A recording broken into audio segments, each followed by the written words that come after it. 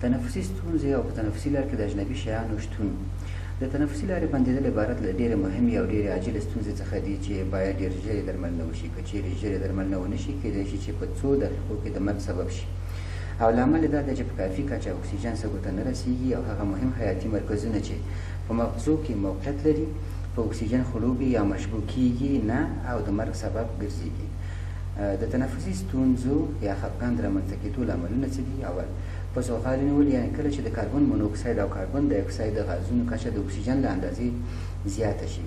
دویم، تنفسي لاره تر فشار لاندې راشي. دریم، د اجنبي شیانو ننوتل تنفسي لارې ته د مایع یا جامدو موادو په څېر.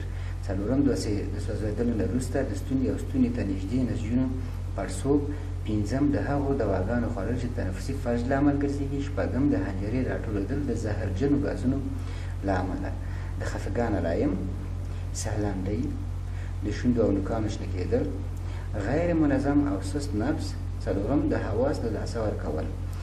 لومړنۍ مرسته: د خفګان یا ساه بندېدو سببونه لرې کړئ. تنفسي لاره خلاصه کړئ. که چیرې ناروغ بېهوښه وي، ژبه یې لږه بهر ته خواته له خولې راکاږئ تر څو تنفسي لاره خلاصه شي. که چیرې دا ستونزه د غازونو له امله رامنځته شوې وي نو ژر تر ژره ناروغ له هغه ځایه لرې کړئ. او که چیرې ضرورت مو احساس کړ ناروغ ته مصنوعي تنفس ورکړئ. ناروغ که ګرم وساتئ او که ضرورت و د زړه مساج ورکړئ.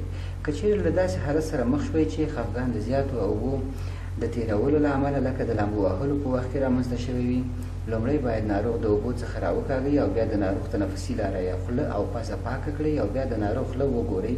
که چیرې اجنبي شیان لکه خټه یا نور شیان پکې وو باید لرې کړئ. که چیرې ناروغ بېهوښه وي ناروغ ته مصنوعي تنفس ورکړئ او که اړین یاست ناروغ ته د زړه مساج ورکړئ او کوښښ دې وکړل شي چې ژر تر ژره ناروغ روغتیایي مرکز ته یوړل شي.